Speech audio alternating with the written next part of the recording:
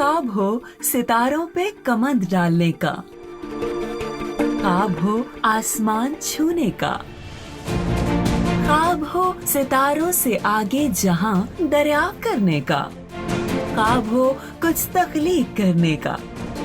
तो unique group of institutions देता है आपके सुनहरे ख्वाबों को ताबीर।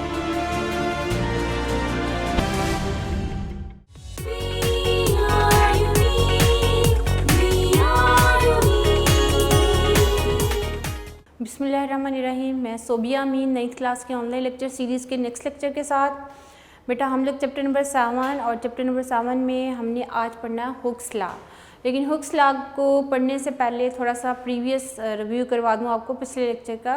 पिछले लेक्चर में हमने बात की थी बेटा डीफॉर्मिंग फोर्स के बारे में, हमने बात की थी इलास्टिसिटी के बारे में, फिर हमने बात की स्ट्रेस के बारे में और उसके बाद फिर हमने स्ट्रेन के बारे में बात की थी और फिर एंड पे हमने टेंसाइल स्ट्रेन क्या होती है उसके बारे में बात की थी।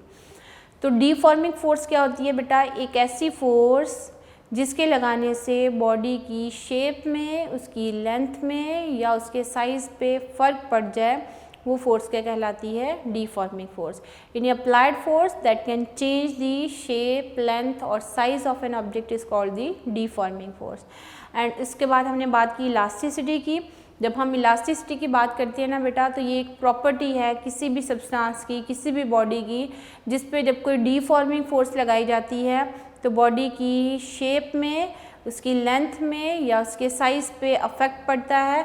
और अगर हम ये डीफॉर्मिंग फोर्स लगाना बंद कर दें, सीज़ कर दें, if we ceases the deforming force then body can attain its original size, original length और ओरिजिनल शेप। जैसे बलून है, बलून का अगर हम स्क्वीज़ करते हैं विद आवर हैंड, बलून की शेप चेंज हो जाती है, और अगर हम हाथ से जो फोर्स लगा रहे हैं उसको रिलीज़ कर दें, छोड़ दें, तो in that case the balloon will come back to its initial position, original position, original shape. We can say that we apply the force, that is the deforming force, and this deforming force can change the length or size of the object, and if we seizes the deforming force then object can return to its previous position, size and shape. Then the property of this body is called the elasticity, and the body that show elastic property is called the elastic body. फिर हमने stress की जब बात की ना, तो stress क्या है बेटा? जब किसी भी सरफेस यानी यूनिट एरिया के ऊपर, यूनिट सरफेस एरिया के ऊपर अगर कोई डीफॉर्मिंग फोर्स लगाई जाती है तो वो क्या कहलाती है? स्ट्रेस कहलाती है। Deforming force acting on the unit surface area of the body is called the stress. और फिर जब किसी बॉडी के ऊपर स्ट्रेस अप्लाई की जाती है तो उसमें स्ट्रेन प्रोड्यूस हो जाती है। स्ट्रेन का मतलब है उसकी शेप में, उसकी लेंथ में और उसके साइज में अफेक्ट पड़ता है। And the ratio of the change in size to the original size is called the strain. Strain मैंने कहा 3 तरह की होती है, लेकिन हमारे पास जो सिलेबस में, जो हमारी बुक में स्ट्रेन है, that is the only tensile strain. और टेंसाइल स्ट्रेन क्या होती है? It is the ratio of the change in size to the original size. यानी change in size and original size के बीच में जो रेशियो होती है वो क्या कहलाती है? टेंसाइल स्ट्रेन कहलाती है। और आज हमने जब हुक्स लॉ की बात करनी है तो हुक्स लॉ बेसिकली रिलेट करता है स्ट्रेस एंड स्ट्रेन को। यानी स्ट्रेस अप्लाई होगी तो स्ट्रेन प्रोड्यूस होगी, अगर हम स्ट्रेस अप्लाई नहीं करेंगे तो स्ट्रेन प्रोड्यूस नहीं होगी। अगर किसी बॉडी पे स्ट्रेस अप्लाई की जाती है, stress can produce the strain in the body, और स्ट्रेस की वैल्यू ज़्यादा करेंगे तो स्ट्रेन की वैल्यू भी ज़्यादा होगी। दोनों के बीच में डायरेक्ट प्रोपोर्शनैलिटी होती है, लेकिन with in the elastic limit. एक ख़ास लिमिट होती है हर सब्सटेंस की, हर बॉडी की, जिस पे हम इतनी फोर्सेस ही लगाएं कि बॉडी जो है, अगर फोर्स लगाना छोड़ दें तो बॉडी अपनी इनिशियल शेप और साइज अटेन कर ले। इतनी फोर्स नहीं लगा देनी कि उनकी बॉन्डिंग परमानेंटली ब्रेक होके और बॉडी डीफॉर्म हो जाए। यानी हमने विद इन बाउंड्रीज रहना है और विद इन बाउंड्रीज कौन सी होंगी, इलास्टिक बाउंड्रीज यानी इलास्टिक लिमिट कहलाएगी। वो इलास्टिक लिमिट के अंदर अंदर हम रहेंगे तो स्ट्रेस एंड स्ट्रेन एक दूसरे के डायरेक्टली प्रोपोर्शनल होगी। अगर हम स्ट्रेस की वैल्यू को बढ़ाएंगे तो स्ट्रेन की वैल्यू भी बढ़ेगी, और अगर स्ट्रेस की वैल्यू को कम करेंगे तो स्ट्रेन की वैल्यू भी क्या होगी, कम होगी। चलिए इसको समझने से पहले एक छोटी सी एग्जांपल लेते हैं कि आपके हाथ में है एक स्प्रिंग, ये है स्प्रिंग की इनिशियल सपोर्ट, और initially this is the x, यानी यहाँ से लेके यहाँ तक इसकी जो लूप्स की लेंथ है उसको रिप्रेजेंट कर दिया एक्स के साथ, और ये हमने एक जो है ऑब्जेक्ट जिसका मैस है अभी 50 ग्राम फॉर एग्जांपल, 50 ग्राम का ये एक ऑब्जेक्ट हमने लटका दिया। अगर इसका मैस 50 ग्राम है इट मीन्स के weight is equal to mg होता है। मैस 50 ग्राम है तो इसको चेंज करेंगे kg में तो 0.5 kg मल्टीप्लाई बाय 10 होगा, तो ये बेटा आपके पास 5 न्यूटन आ जाएगा उसका वेट। यानी इसके ऊपर डाउनवर्ड डायरेक्शन में कितनी फोर्स अप्लाई हो रही है, 5 न्यूटन। तो यहाँ से इसकी लेंथ में चेंज आएगा अगर हम यहाँ से लोड बढ़ा दें, मैस बढ़ा दें। हम 50 ग्राम की बजाय हम यहाँ पे 60 ग्राम कर दें, हम 100 ग्राम कर दें, तो इस तरह जो है हमारे पास वैल्यूज़ क्या होंगी, चेंज होती जाएंगी। तो यहाँ कहने का मकसद ये है बेटा कि अगर हम यहाँ मैस बढ़ाते हैं तो ऊपर से वैल्यू जो है एक्सटेंशन की यानी लूप्स ऑफ द स्प्रिंग में जो चेंज आएगा वो भी क्या होता जाएगा, ज़्यादा होता जाएगा। चलिए आप सपोज कीजिए कि मैंने मैस बढ़ा दी, अगली डायग्राम में मैंने मैस बढ़ा दी। जब मैस बढ़ा दी तो लूप्स ऑफ द स्प्रिंग के अंदर एक्सटेंशन क्या हो जाएगी, बढ़ जाएगी। अब मैंने मैस ज़्यादा कर दी है,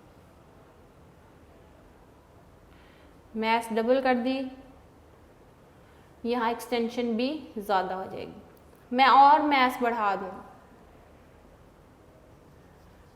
तो इसके लूप्स जो हैं उसमें एक्सटेंशन और ज़्यादा हो जाएगी। इसका मतलब यहाँ से हम अगर इसकी डाउनवर्ड डायरेक्शन में जो फोर्स एक्ट हो रही है, force is equal to weight, weight is equal to mg, तो इसका मतलब है कि ये लोड बढ़ाते जाएंगे, एक्सटेंशन क्या होती जाएगी, बढ़ती जाएगी। Force on unit surface area is called the stress, यानी स्ट्रेस क्या है, stress is equal to the force पर unit surface area of the body is called the stress. हम अप्लाई क्या कर रहे हैं, स्ट्रेस, स्ट्रेस अप्लाई कर रहे हैं तो स्ट्रेन बढ़ रही है। इसका मतलब क्या है कि जो इसकी लेंथ में चेंज आ रहा है, ये अगर ओरिजिनल लेंथ है और यहाँ पे जो चेंज आ रहा हो उसको अगर हम फाइनली डेल्टा एक्स से रिप्रेजेंट कर दें, डेल्टा एक्स एंड एक्स के बीच में जो रेशो होती है ना वो कहलाती है दैट इज दी स्ट्रेन। यानी ओरिजिनल जो लेंथ होगी स्प्रिंग एंड चेंज इन जो हमारे पास है लेंथ ऑफ द स्प्रिंग, इन दोनों के बीच में जो रेशो होगी that is called the strain.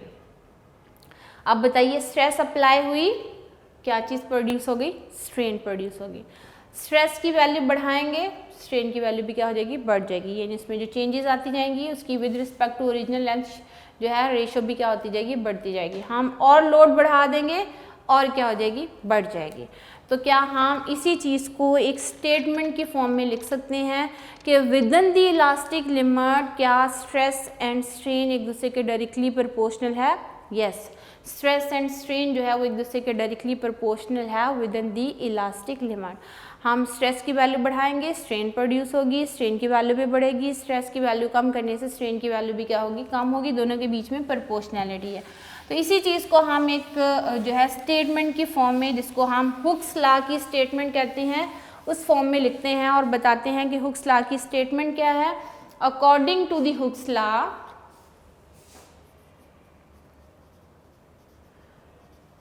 According to the Hooke's law, book वाली स्टेटमेंट लिखती हैं ताकि आपकी लर्निंग स्ट्रॉन्ग हो जाए, क्योंकि बोर्ड में फिर बुक वाली स्टेटमेंट ही चेक होती है। According to the Hooke's law,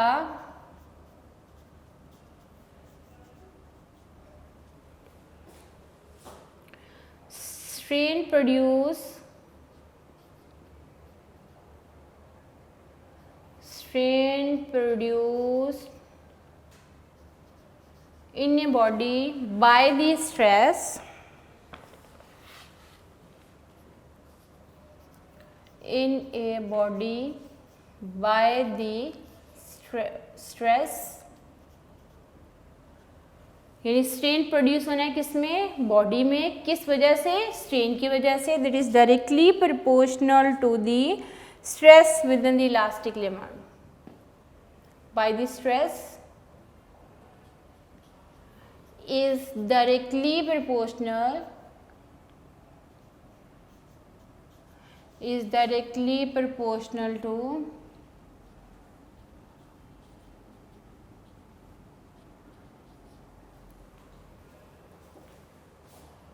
to stress within the elastic limit.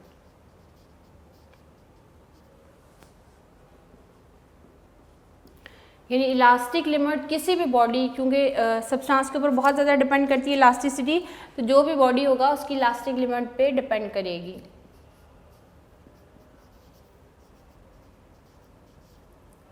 According to the Hooke's law, strain produced in a body by the stress is directly proportional to the stress within the elastic limit of the body. तो इसी चीज़ को mathematically हम कैसे लिखेंगे बेटा, stress will be directly proportional to strain,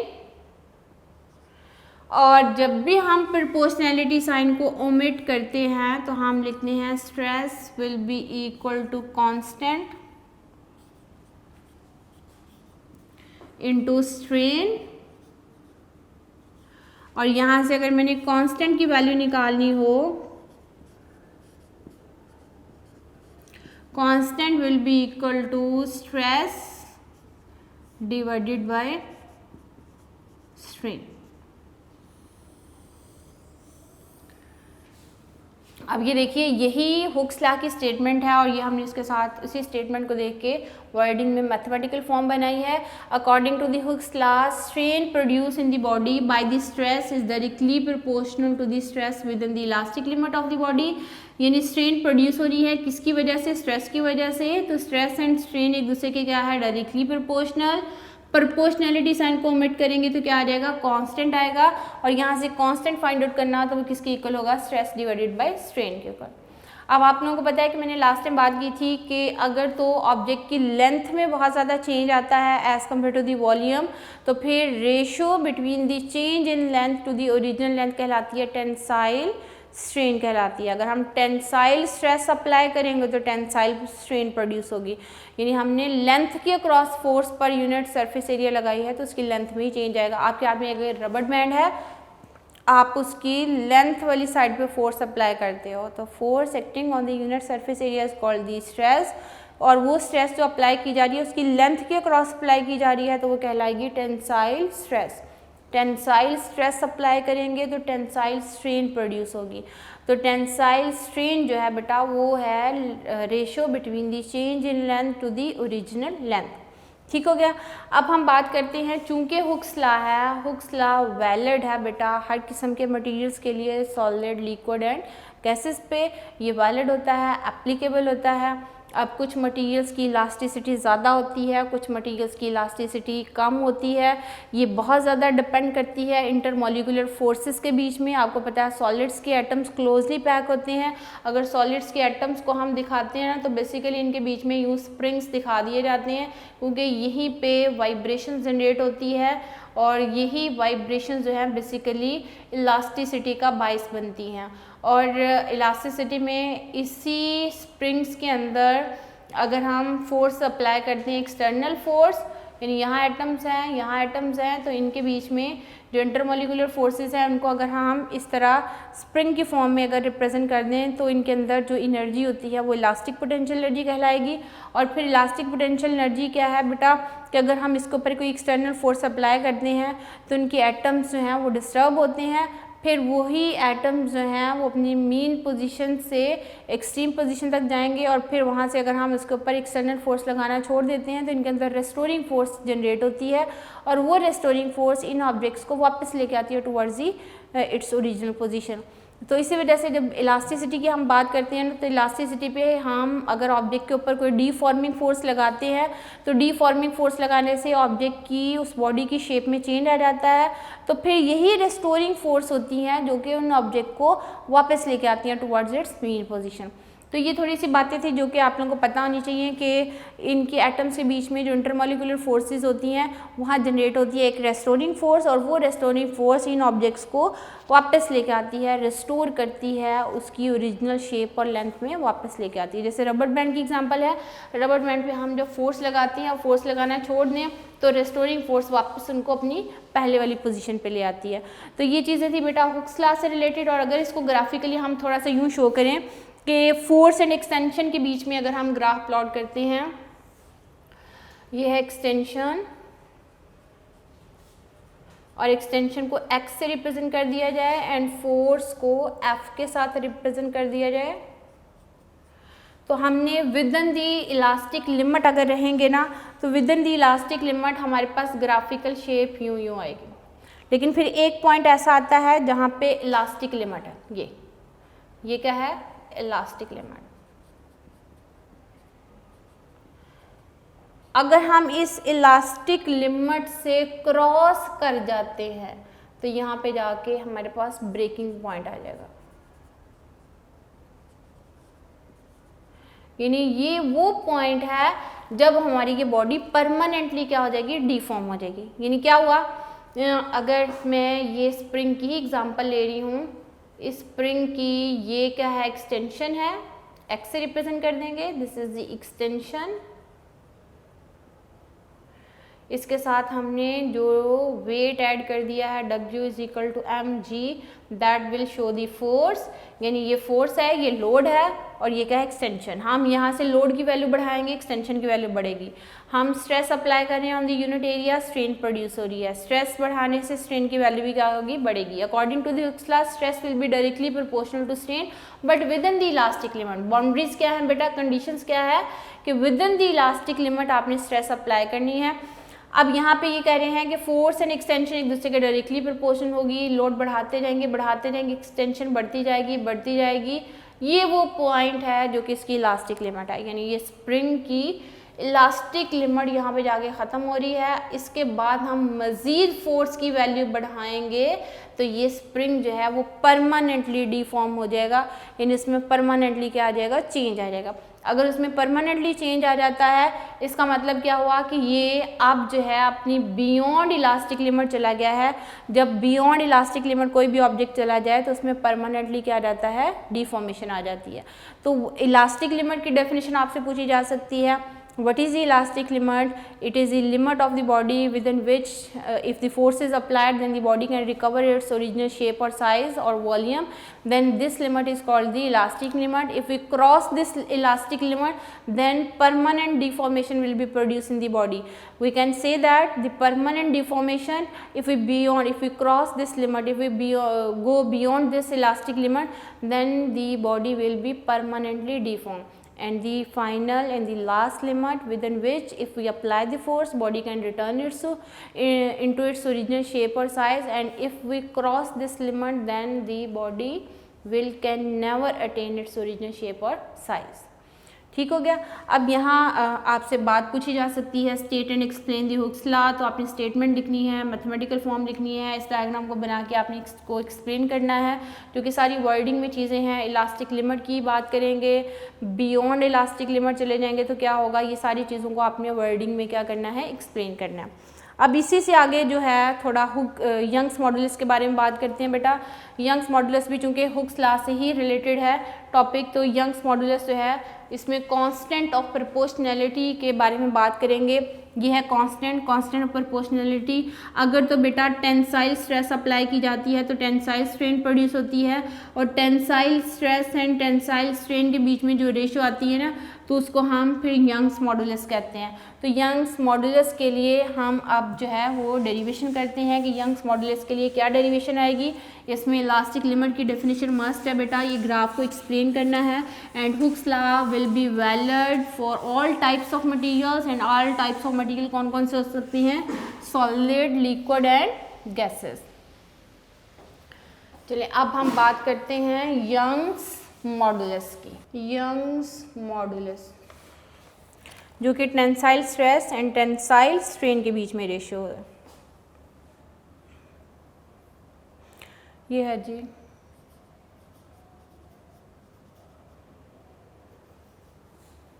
what is the Young's modulus? It is the ratio of the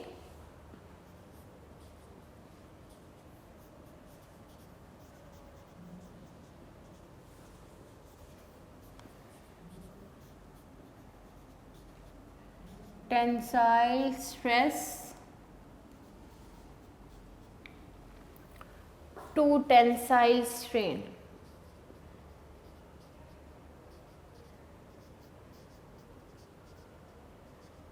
It is the ratio of the tensile stress to tensile strain. You समझ लीजिए, the ratio of the stress to tensile strain is called the Young's modulus. अच्छा, अब हमें पता है बेटा कि stress किसकी इक्वल होती है। स्ट्रेस का जब हमने फॉर्मूला पढ़ा था, it is the force acting on the unit surface area of the body. deforming force acting on the unit surface area of the body is called the stress.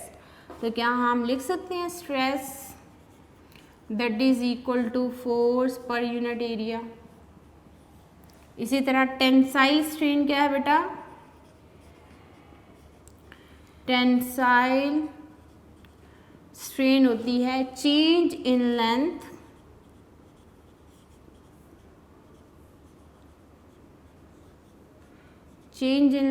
to the original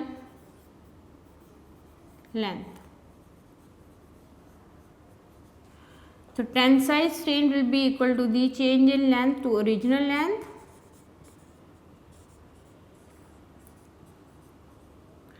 change in length को अगर मैं delta L के साथ represent करूं and original length को मैं L not के साथ रिप्रेजेंट करूं तो ये मेरे पास आ जाएगा टेंसाइल स्ट्रेन का फॉर्मूला। और इसमें अज्यूम करते हैं बेटा, आपके पास एक कंसीडर करते हैं एक long bar, this is the long bar whose original length is L naught. If we apply the force on this cross sectional area and if we apply the force on this cross sectional area, then there will be the change in length and the finally we can say that its final length will become L. यानी force on unit surface area apply की, stress apply की है, तो इसकी length original length L not थी, अब ये original length से कितनी लेंथ हो गई है, L हो गई है। देन चेंज इन लेंथ क्या होगा, that will B final length minus original length. ठीक हो गया। इसी को वर्डिंग में लिखेंगे बेटा कि आपके पास क्या है, एक लॉन्ग बार है, एक लॉन्ग बार के ऊपर हमने स्ट्रेस अप्लाई की, फोर्स ऑन पर यूनिट सरफेस एरिया अप्लाई की, तो इसकी बॉडी की लेंथ में जो इंक्रीज़ हो गई है वो L नॉट से इंक्रीज़ होके कितनी होगी, L हो गई। तो इसमें जो चेंज आया है लेंथ में उसको हम रिप्रेजेंट किया final length L minus original length क्या है, L नॉट। तो टेंसाइल स्ट्रेन को क्या हम लिख सकते हैं, that will be equal to L minus L naught. Clear है, इसको भी लिखा जा सकता है। अब हमने यंग्स मॉडुलस चूँकि कैलकुलेट करना है, तो यंग्स मॉडुलस है ratio between the tensile stress to tensile strain. तो मैं लिख रही हूँ बेटा यंग्स मॉडुलस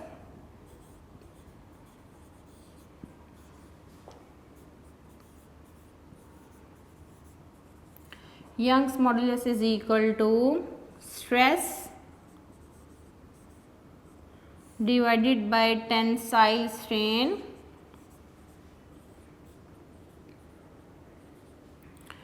यंग्स मॉडुलस को मैं y से रिप्रेजेंट कर रही हूँ। स्ट्रेस के लिए देखिए, स्ट्रेस क्या है, फोर्स पर unit area divided by tensile strain क्या है बेटा, चेंज इन लेंथ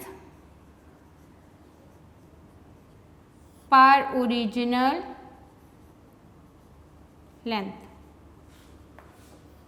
वर्डिंग में लिख लीजिए, फिर आगे बेटा हम इसको मैथमेटिकली लिखते हैं। यानी हम क्या लिखेंगे, Young's modulus will be equal to force पर unit area and change in length को डेल्टा एल से रिप्रेजेंट किया, डिवाइडेड बाय क्या आ जाएगा, एल नॉट आ जाएगा। ठीक हो गया। अब हम इसको यूं भी लिख सकते हैं बेटा, y will be equal to F divided by A multiply, ये ऊपर चला जाएगा एल नॉट, तो यह आ जाएगा L not divided by change in length. ये जनरल फॉर्मूला आपके पास आ गया किस चीज़ का, यंग्स मॉडुलस का। अगर हमें पता हो कि हमने फोर्स कितनी अप्लाई की है, कितने यूनिट सरफेस एरिया के ऊपर अप्लाई की गई है, उसकी उस बार की, उस रॉड की ओरिजिनल लेंथ कितनी है और उसकी लेंथ में कितना चेंज आ गया है, तो हम उसका जो यंग्स मॉडुलस है, जिसका कांस्टेंट ऑफ प्रोपोर्शनैलिटी है, वो हम क्या कर सकते हैं, फाइंड आउट कर सकते हैं। चूँकि हुक्स लॉ में ये बात की गई थी कि हुक्स लॉ में स्ट्रेस जो होती है वो डायरेक्टली प्रोपोर्शनल टू स्ट्रेन होती है within the elastic limit of the body, तो वहाँ पे stress is directly proportional to strain within the elastic limit of the body, and if we cross this limit then body can be permanently deform. तो यहीं से बेटा हमने finally जो है कहा कि जो हमारे पास आती है स्ट्रेन, वो भी तीन तरह की होती है, एक टेंसाइल स्ट्रेन कहलाती है, फिर वॉल्यूमेट्रिक स्ट्रेन कहलाती है, फिर शियर स्ट्रेन कहलाती है। लेकिन हमारे सिलेबस का जो पार्ट है वो टेंसाइल स्ट्रेन है, और टेंसाइल स्ट्रेन की डेफिनेशन क्या है, it is the ratio of the change in length to the original length. Change in length को मैंने डेल्टा एल से रिप्रेजेंट किया, ओरिजिनल लेंथ को मैंने एल नॉट के साथ रिप्रेजेंट किया है। तो इन दैट केस आपके पास टेंसाइल स्ट्रेन का क्या रिलेशन आ जाएगा, change in length to the original length.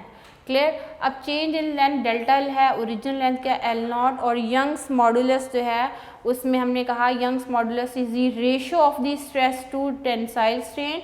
Stress के लिए हमने लिखा फोर्स पर unit area, and tensile strain के लिए क्या लिखा, चेंज इन लेंथ पर ओरिजिनल लेंथ। और इसी से आगे हमने Young's modulus y will be equal to force को f से रिप्रेजेंट किया, एरिया को a के साथ रिप्रेजेंट किया, और चेंज इन लेंथ को हमने डेल्टा l के साथ रिप्रेजेंट किया है, एंड ओरिजिनल लेंथ को l नॉट के साथ रिप्रेजेंट किया।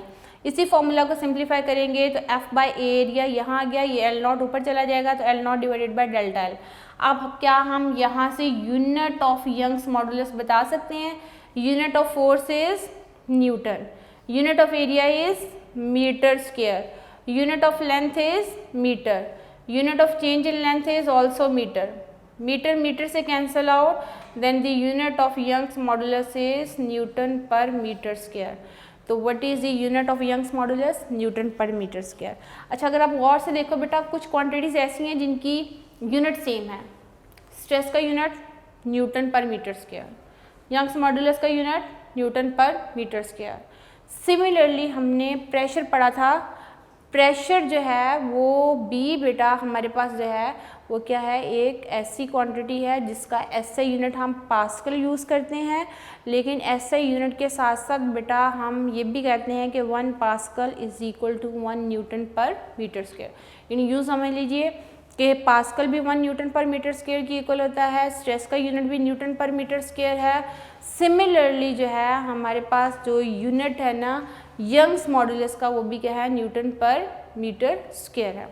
तो ये थी हमारे पास यंग्स मॉडुलस की डेरिवेशन। अक्सर इसमें क्वेश्चन आता है, what do you mean by the Young's modulus, derive the formula for the Young's modulus and also derive the unit of the Young's modulus. Different materials का यंग्स मॉडुलस की value different होती है।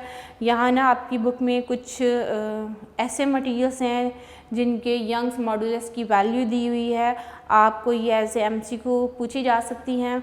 इसमें aluminium का 70 × 10⁹ Newton per metre square है, bone का दिया हुआ है, ब्रास मटीरियल का दिया हुआ है, कॉपर का दिया हुआ है, उसके बाद डायमंड का दिया हुआ है, ग्लास का है, आयरन का है, लेड है, निकल, रबर। अब आप गौर से देखो, इस पूरे टेबल में जो सबसे जो है यंग्स मॉडुलस की वैल्यू जो है ना सबसे कम किसकी है, दैट इज़ रबर।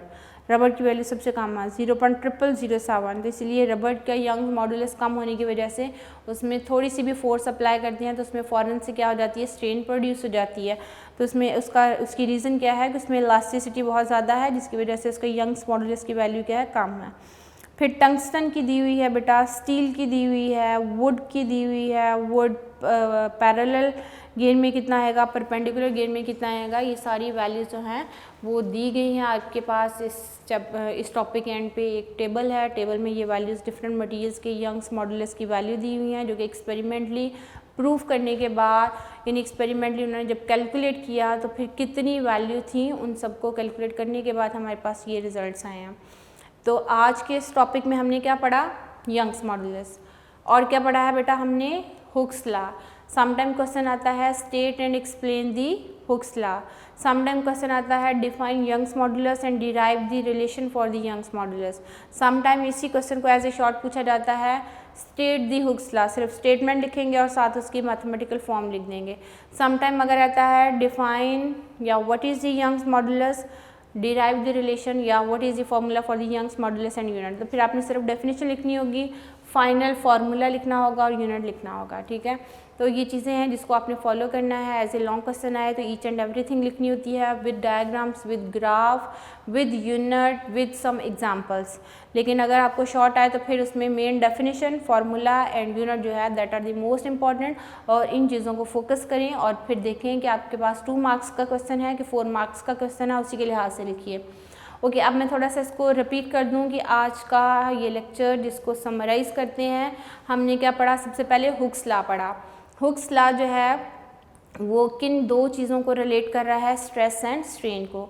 यानी यहाँ पे जब हमने स्ट्रेस एंड स्ट्रेन की टर्म्स को डिफाइन कर दिया, पढ़ लिया, तो हमने कहा स्ट्रेस क्या है, force acting on the unit area of the surface of the body is called the stress, और स्ट्रेस का यूनिट क्या होता है, न्यूटन पर मीटर स्क्वायर। जब हमने स्ट्रेन की बात की, strain is the ratio of the change in size to the original size. तो ये चेंज इन साइज जो है उसमें लेंथ भी हो सकती है, उसमें वॉल्यूम भी हो सकता है, उसमें उसका शेप और एंगल भी हो सकता है। तो यहाँ पे हमने जब हुक्स लॉ की बात करेंगे तो हुक्स लॉ में साइंटिस्ट ने ये कहा एक्सपेरिमेंटली प्रूफ करने के बाद कि जितनी स्ट्रेस अप्लाई ज़्यादा की जाती है तो स्ट्रेन भी ज़्यादा प्रोड्यूस होती है, और अगर स्ट्रेस की वैल्यू कम होगी तो स्ट्रेन की वैल्यू भी क्या होती है, कम होती है। तो यहीं से बेटा according to the Hooke's law ये बात कहेगी कि स्ट्रेस डायरेक्टली प्रोपोर्शनल किसके है, स्ट्रेन के। तो यहाँ पे उसने कहा कि strain produce in the body due to the stress that is directly proportional to the stress within the elastic limit of the body. Mathematically हमने लिखा stress is proportional to strain. फिर हमने कहा कि यहाँ से प्रोपोर्शनलिटी साइन को omit करेंगे तो कांस्टेंट लगाएंगे। कांस्टेंट किसके इक्वल होगा, स्ट्रेस डिवाइडेड बाय स्ट्रेन के इक्वल होगा। और उसके बाद फिर हमने कहा कि Hooke's law is valid all types of material, solid, liquid and gases, and if we remain within the certain boundaries and if we remain within the elastic limit, then by applying the force body can attain or recover its original shape or size, and if we cross the elastic limit then the permanent deformation will be produced and the body will be deformed, and the limit within which the body recovers its original shape or size और volume, this limit is called the elastic limit. फिर हमने बात की बेटा Young's modulus की। What is the Young's modulus, it is the constant of proportionality and it is the ratio of the tensile stress to tensile strain. Tensile stress लगाएंगे तो tensile strain produce होगी। Stress का formula क्या होता है, force पर unit area, and strain, tensile strain का formula क्या होता है, चेंज इन लेंथ पर ओरिजिनल लेंथ। यंग्स मॉडुलस की बेटा डेफिनेशन से हमने कहा it is the ratio of the stress to tensile strain. Stress का फॉर्मूला लगाया फोर्स पर यूनिट एरिया, टेंसाइल स्ट्रेन का फॉर्मूला लगाया, उसको सिंप्लीफाई किया तो आपके पास जनरल फॉर्मूला यंग्स मॉडुलस का आ गया, y is equal to F/A multiply L0 divided by delta L। और यहाँ से हमने इसकी यूनिट को डिस्क्राइब किया, what is the unit of the Young's modulus, that is in newton per metre square. ये था बेटा आज का हमारा lecture. As a long question भी बड़ा इंपॉर्टेंट है, एज ए शॉर्ट क्वेश्चन भी बड़ा इंपॉर्टेंट है। यानी आपके अब स्मार्ट सिलेबस में जितने टॉपिक हैं उनकी वर्थ, उनकी इम्पोर्टेंस बहुत ज़्यादा है, तो उन्होंने इंक्लूड किए हैं। तो इसलिए हमेशा आप जो भी क्वेश्चन लर्न करते हो इन क्वेश्चंस को ज़रूर लिख के देखा करें। कुछ की पॉइंट्स, कुछ ट्रिक्स होते हैं जिनको फॉलो करें तो आपको चीज़ें कभी नहीं भूलेंगी। फिज़िक्स में फार्मूलाज़ की इंपॉर्टेंस बहुत ज़्यादा है। अगर आप फार्मूलाज़ लर्न कर लेते हो तो आपको स्टेटमेंट ऑटोमेटिकली लर्न हो जाती है। तो अपना ख्याल रखें, चीज़ों को साथ साथ लर्न करें। इंशाल्लाह नेक्स्ट लेक्चर में फिर हाज़िर होंगे, तब तक के लिए अल्लाह हाफ़िज़।